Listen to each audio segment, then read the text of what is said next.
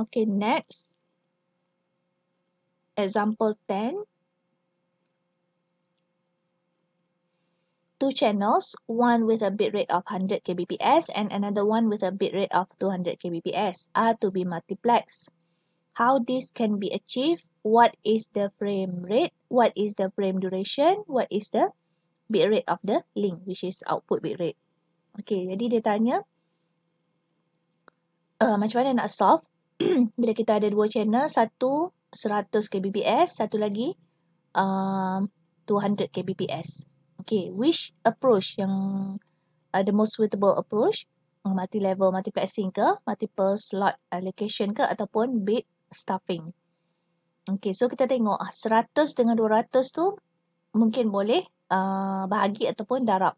So kita tengok satu channel 100, satu lagi channel 200. Jadi tak boleh nak combine. So kita kena pecahkan yang 200 tu menjadi 100-100. Okay, let me draw for you. Okay. Asalnya kita ada 100. Okay, soalan asal 100 kbps.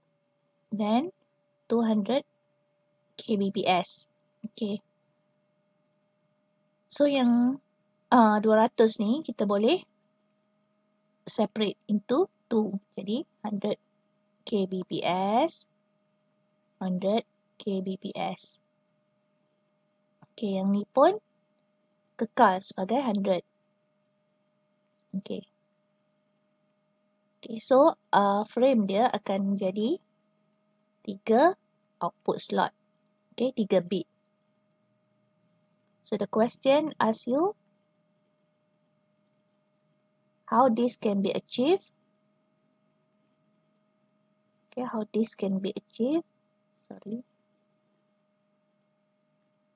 Okay, tulis jawapannya adalah multiple by using multiple slot allocation. Okay, itu jawapan pertama.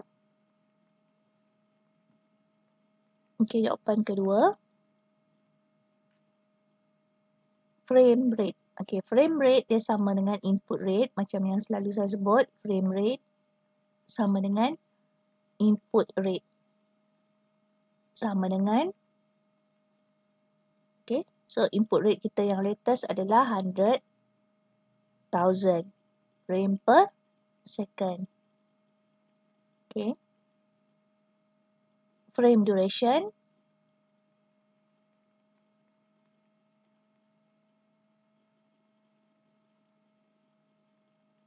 equal to 1 over frame rate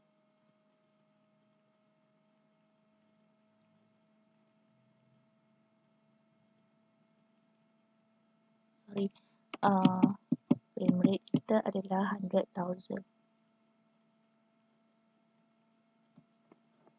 Okay. So jawapannya, okay, kalau dalam exam walaupun you tak tahu nak guna formula, okay, katalah you tak buntu nak guna, nak masukkan nilai dan sebagainya, at least try to write the formula. Okay. Biasanya saya akan consider jugalah student yang tulis formula. At least dia tulis formula yang betul. Biasanya saya akan bagi juga markah. Okay.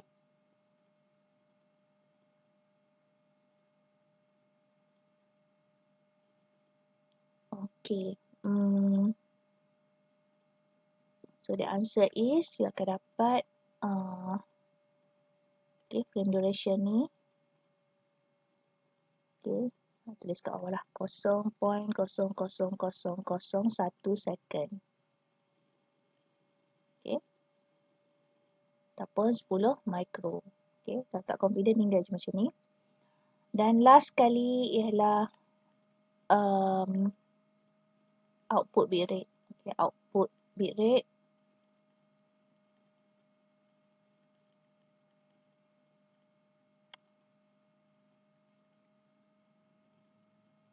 Frame size. Okay. So frame rate kita 100,000 frame per second darab dengan 3 bits per frame.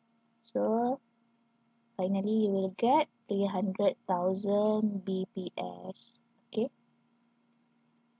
Okay. Sama dengan KBPS. Okay.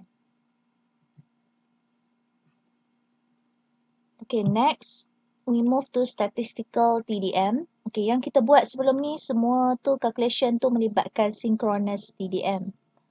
Okay. In synchronous TDM, each input has a reserved slot in the output frame. This can be inefficient if some input lines have no data to send. So macam yang saya sebut tadi, kalau data tu tidak ada kalau contohnya satu channel tu dia silent, dia tidak ada data untuk dihantar. So reserve slot untuk dia dalam frame akan dibiarkan kosong.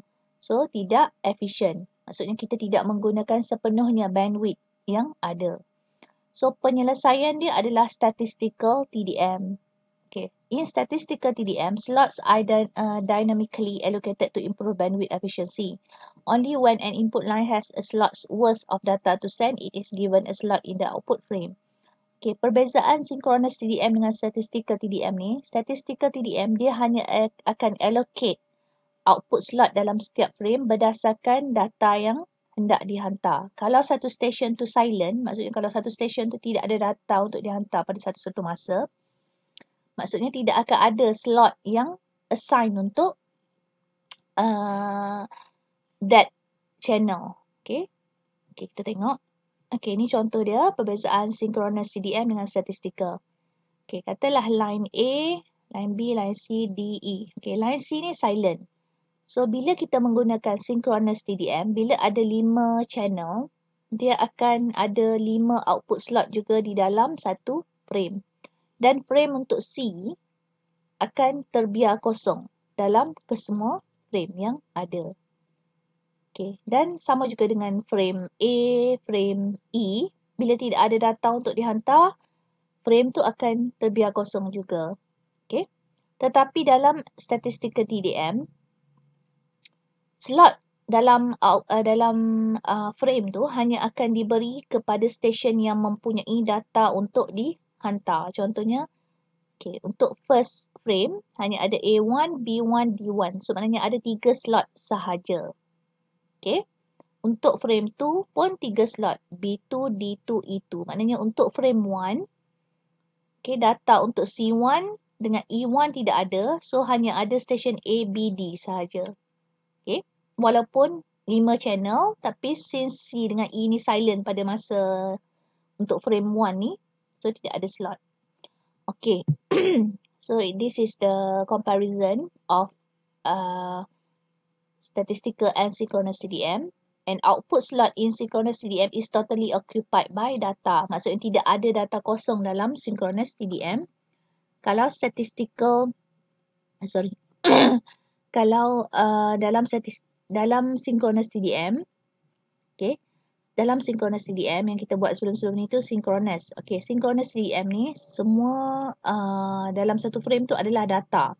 Tetapi dalam statistical TDM ni dia perlu juga membawa address. Okay, sebab apa dia perlu bawa address? Okay, contohnya hanya ada A1, B1, D1.